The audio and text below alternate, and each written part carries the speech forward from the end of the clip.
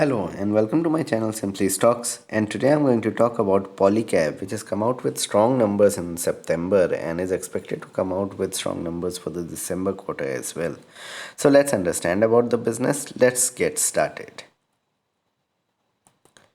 First of all, disclaimer that this is not a stock recommendation. People taking any position to any share that I talk about should do that with their own due diligence and research, and I'm not in favor or against any company that I talk about.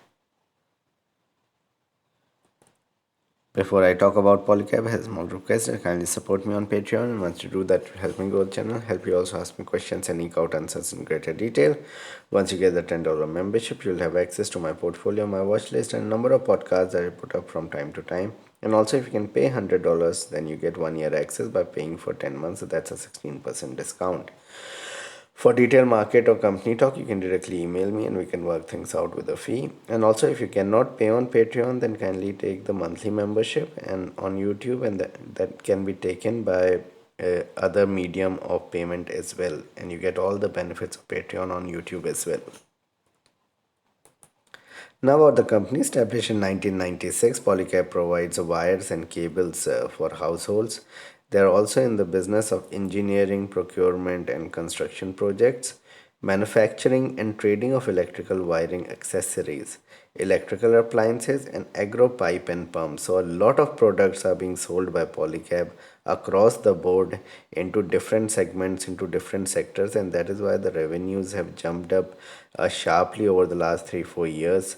The market cap of the company is around 37,000 crores, and it has been surging over the last couple of years after making a bottom during the pandemic, you can say downturn in the market.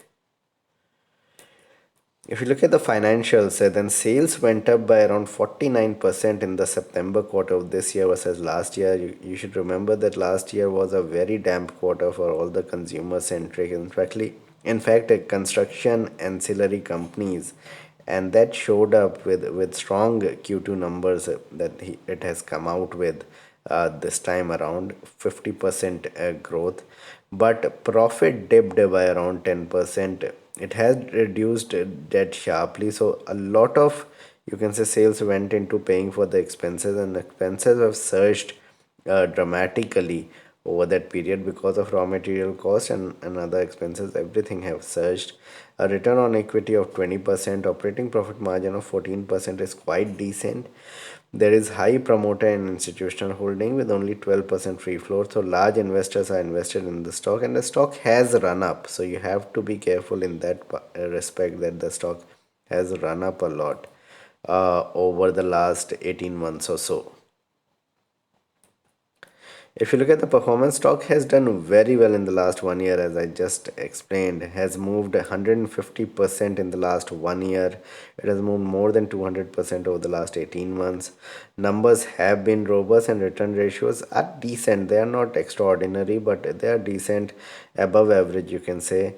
And it has become completely debt free. A little bit of debt is there, and it has been gaining market share over its competitor, and that is why the stock has been surging. But now it seems that there is always a threshold for everything, and it seems like the stock is making a long term top, and the way it has surged to this kind of a market cap, there could be some consolidation here that could just continue even if the numbers remain robust. But why it is a buy on decline? It is gaining market share in wires and cables, and has been doing that consistently. And the future growth looks very much possible because of the high demand that is going to come up. Because when the economy recovers and everything normalizes, it will outperform. And along with other, you can say, real estate ancillary plays, this is a top real estate ancillary play that you can look at. It's a big consumption play, no debt, and valuations are stretched, and that is why I said that it is a buy on decline. Buy on declines to 2200, 2100, 2300 is much better than buying here, or say a 5 7% on a 5 7% up move.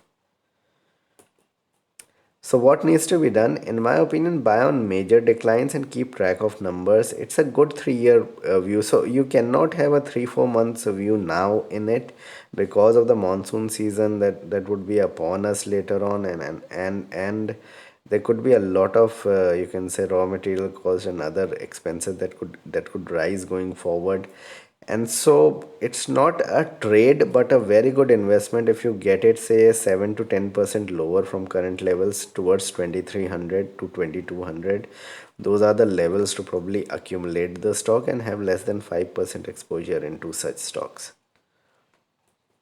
So this is my video on Polycab. Please like and subscribe my channel and hit the bell icon so you can get my videos straight away when I post it, and kindly support me on Patreon. Thanks a lot for watching.